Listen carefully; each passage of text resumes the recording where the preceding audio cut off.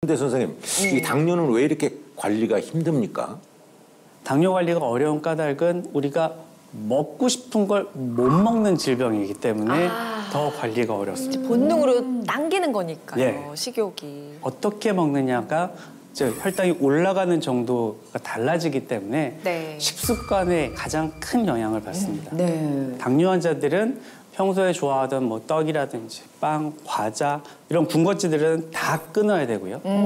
부드러운 백미 대신에 좀 퍽퍽할 수 있는 현미나 잡곡밥을 드셔야 되고요. 달달한 커피나 과일 주스 같은 거는 네. 입에 대면 안 될 수 있고 아이고. 몸에 좋다는 과일 또 챙겨 먹어야 된다고 하지만 혈당을 계산해서 한두 조각 조절해. 정도밖에 못 먹을 수 있습니다. 습관을 아예 바꿔야 되는 거니까요. 예, 그렇습니다.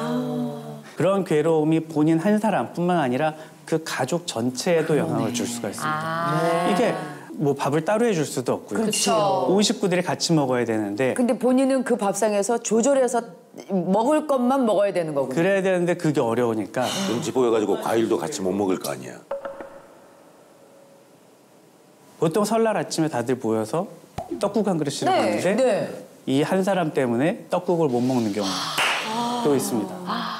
그런데 아까 전에 그 실화극장 속 남편은 식단 관리를 안 한 이유가 당뇨약을 먹고 인슐린 주사를 맞으니까 혈당이 정상이었거든요. 네.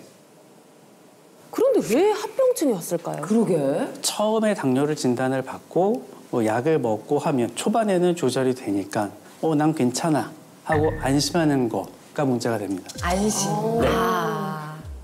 근데 이 당뇨 약 갖고 떨굴 수 있는 거는 한계가 있습니다. 아, 네. 예를 들어서 뭐 당뇨약을 먹었을 때 혈당이 한 7, 80 정도를 떨굴 수 있다고 생각을 해보면 혈당이 200까지 올라갔다. 근데 당뇨약을 먹었으면 7, 80 떨구니까 140 아래. 네. 우리가 목표하는 범위로 이렇게 떨굴 수가 있습니다. 아. 네. 그런데 이것만 믿고 흰쌀밥이라든지 사탕이라든지 이런 걸 왕창 드시면 혈당이 200, 300까지 올라가면 이거를 7, 80 떨고 봐야 200이 넘는 그러네. 약만 갖고는 해결이 안 되는 상태가 됩니다.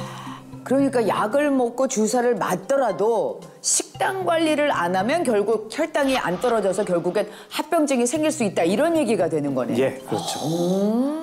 오히려 독이 될 수 있네요. 안심을 너무 그러니까. 해버리면. 네.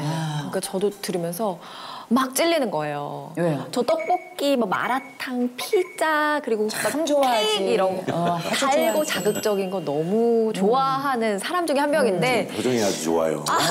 행복해. 상상만 해도 그냥 웃음이 날 정도인데 이게 먹고 나면 돌이켜보니까 혈당이 오른 것처럼 나른하고 좀 졸리는 느낌이 있어요. 맞아요. 네. 맞아요. 근데 공복 혈당을 검사해보면 늘 정상으로 나왔단 말이에요. 네.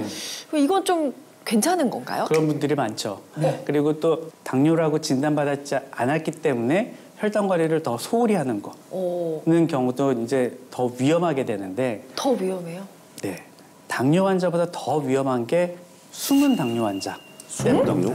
숨은 숨은 당뇨 환자요? 느낌 안 좋네. 아니 숨은 당뇨 환자 또 뭐야? 예? 그럴 수도 뭐예요? 있을 것 같은 느낌 제가. 근데 예. 혈당이 정상이어도 문제라는 거예요? 네.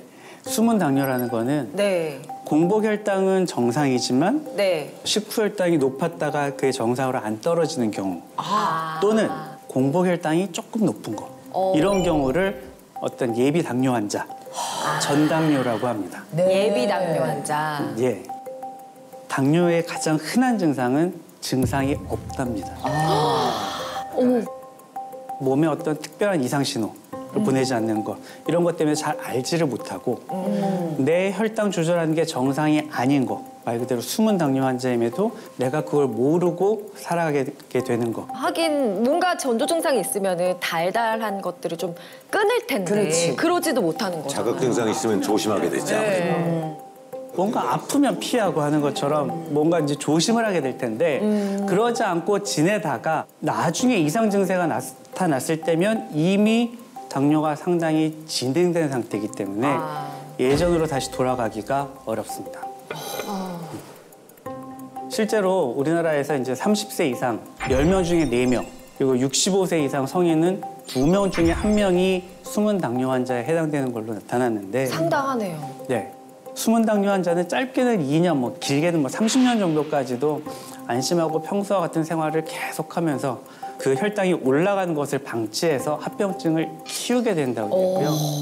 어떻게 보면 더 무섭네요. 네. 실제 그 당뇨 전 단계에서도 심혈관 질환, 관상동맥 심장 질환, 뇌졸중, 심부전, 심방세동 또 만성 신장 질환의 발생 위험하고 사망률이 최대한 101%까지 증가하는 것으로 알려져 있고요. 야, 이렇게 말씀을 듣다 보니까 저도 당뇨 환자가 아닐까 이런 생각을 스스로 해보게 되는데 숨은 당뇨일 그러면 수도 있는 선생님, 거예요. 내가 숨은 당뇨 환자인지 알 수 있는 방법이 혹시 있을까요? 그러게 궁금하네요.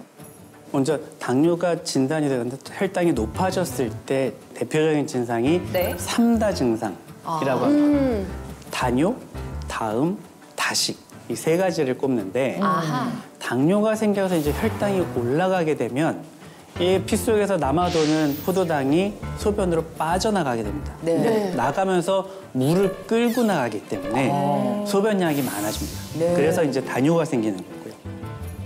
소변량이 많아지니까 몸에 수분은 부족해서 물을 많이 마시게 됩니다. 그래서 다음이 생기는 거고요. 네. 또 음식을 먹기는 먹지만 그 포도당을 제대로 이용하지를 못하고 다 빠져나가는 거가 네. 생기기 때문에 몸은 피로감을 느끼고 체중도 줄어들고 자꾸 배가 고파서 음식을 찾게 되는 다식. 세 가지 증상이 나타납니다. 네. 그 숨은 당뇨 환자에서는 어떤 증상이 나타나느냐? 네네. 식사 후에 참을 수 없는 졸음이 쏟아진다.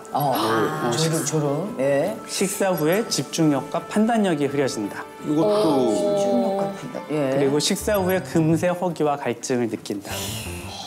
나는 밥 먹고 나서 어지럼증을 느낀다. 어떠세요? 좀 해당이 되세요? 저는 이제 뭐 당연히 네. 밥 먹으면 약간 졸음이 쏟아지면서 네네. 이제 판단력이 약간 흐려지는 것 같긴 한데 네.